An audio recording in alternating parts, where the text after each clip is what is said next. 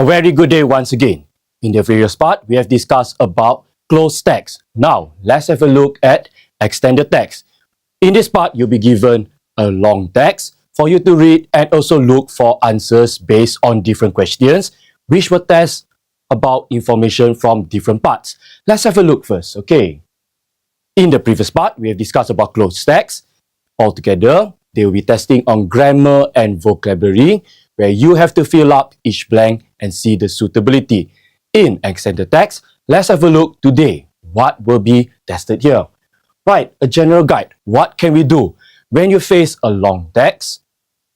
First, we can do pre-reading. So you just preview the text, glance through, read through, get a general idea. So it will be easier when you look at the questions and you can guess the location of the parts you need to find from. Okay, so title is important. First lines are important. Okay. Questions you can scan briefly together with the text. Right, prior knowledge. Okay, so things about the topic you should revive back so that we can know. For example, you already know about small businesses, so use back that knowledge.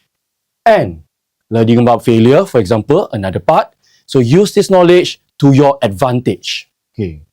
Next part. While reading. Okay, so as you read the passage, please read carefully. And it's a good idea to underline or use a highlighter to look for important details. So usually, each part, it will follow the flow, question by question. So as you look, as you get the answer, you can move on part by part by part. Okay. Next, identify key information. Right, so maybe things such as feelings or that, they'll be important, especially in HOTS question, higher order thinking skills. Next, we have post-reading. After reading the passage, it's a very good idea to review the passage and questions. Once again, align together text and questions. Okay, so this will help you find the answers more effectively. Next, use the process of elimination. If you're unsure, once again, 4 options. If you think A is wrong, please eliminate. If you think D is wrong, please eliminate. And from 4, you become 2 answer options. Okay, so some tips here. Always stay focused, read carefully, and trust the evidence in the text. The questions will be tested based on the evidence in the text. If you can't find the evidence, there's a possibility that might not be the correct answer. Okay, why don't we look at a sample here as a practice here? Right, once again, I'll be moving from right to left. Okay, let's have a look first. Questions 19 to 20. Read the passage carefully and choose the best answer. A, B, C, or D. For each question, write your answer on the answer sheet. Once again, it is being explained here. For practice here, we do not have to jot down. But for the real exam, you have to write down in your hybrid answer sheet where you have objective and also subjective questions for you to fill up. Okay, let's have a look.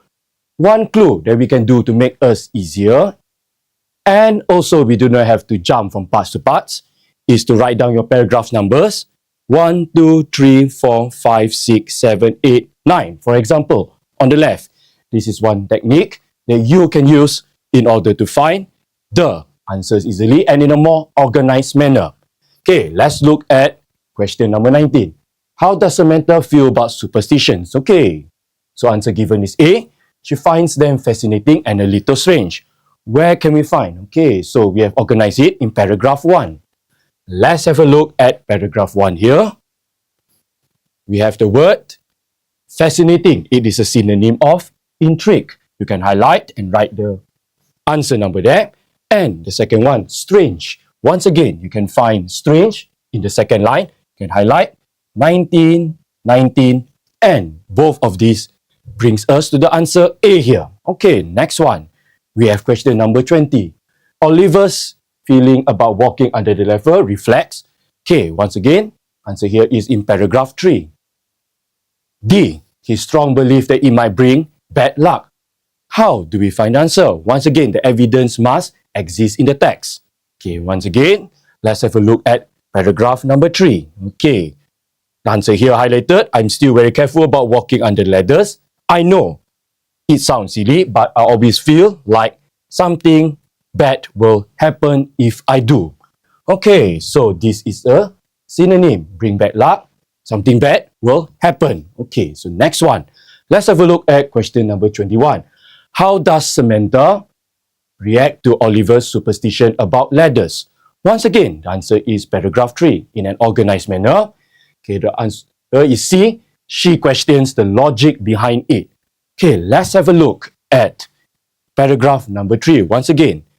Okay, so it's highlighted here. Are you serious? Okay, this is something we ask when we do not believe something. Okay, so when we don't believe means we question the logic behind it. That is how we look for the answers. Right, next one. Number 22. What does Oliver suggest as the reason people follow superstitions? Okay, let's have a look. Answer is in paragraph 8. Let's look at D. They want to feel in control of the unknown. Where can we find the answers? Once again, let's have a look at paragraph 8 here. It's highlighted when people needed some sort of control over the unknown. Okay, so that would be a synonym. Control of the unknown, repeated word, control of the unknown. So we can see everything we have listed down and all the evidence are here. That shows that we have selected the correct answers because the evidence exists. Why don't we continue with a few more questions from the second part of the text? Let's have a look. Now, in the second part of the text, once again, please write down the paragraph numbers. They will make it easy for you. For example, 10, 11, 12, 13, 14, 15, 16, 17, and 18. Right, so let's have a look here. Number 23. So before I continue, some questions, they are on HOTS, higher order thinking skills. So it does not necessarily have to be within the text. You have to deduce the meaning. Okay, let's have a look. 22 here. According to the passage, why do some people refuse to live on the 13th floor? We can find the answer from paragraph 13 and it is on C, the best answer. They feel uncomfortable with the number. How do we find it? Okay, let's have a look. Paragraph number 13. Let's highlight, okay, the answer here. People often avoided certain numbers like 13 because it was believed to be unlucky. Okay, something unlucky, something negative you don't like. So it matches the answer, uncomfortable with the number. For example, Friday the 13th. In the Western world, it is something believed to be unlucky, brings bad omen, for example. Right, let's now look at number 24.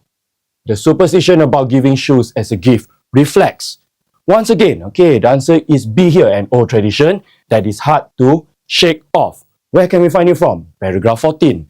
Once again, let's look at paragraph 14. Okay, here, it feels hesitant every time. Hesitant, we are unsure. Okay, so hesitant means something that we do so many times that when we stop doing it, we feel uneasy, that we miss out something. So it matches here, synonyms. Right, next one, let's see, number 25. What does the sentence, although she knew it wasn't rational, she always felt uneasy when she saw someone do it, suggest about Samantha's attitude towards superstition? Right, here is one example of higher order thinking skills. Over here, the answer is paragraph 14. C, she feels uneasy despite doubting that. This one, you must deduce the meaning yourself. Let's have a look. We can only highlight the part that is being mentioned in paragraph 14. Although she knew it wasn't rational, she always felt uneasy when she saw someone do it. So we deduce ourselves. By the deduction, we can come out that she felt uneasy. Okay, we use back the word, despite doubting them. Wasn't rational means we doubt the true and whether it is suitable. Okay. Now, let's have a look at number 26. What is the central idea of the passage? Okay, so here we can find from paragraph 17. We can look for, the answer is B. Superstitions offer comfort and a sense of control. Let's try to look for the evidence in the text. Paragraph 17, once again. Let's have a look. Paragraph 17, offer a kind of comfort. Let's have a look. Comfort, comfort. Those are repeated words. That is how we find the answers. Hope this helps you. Okay, so to know more about the next part 4, about gap text, please watch the next session. Thank you.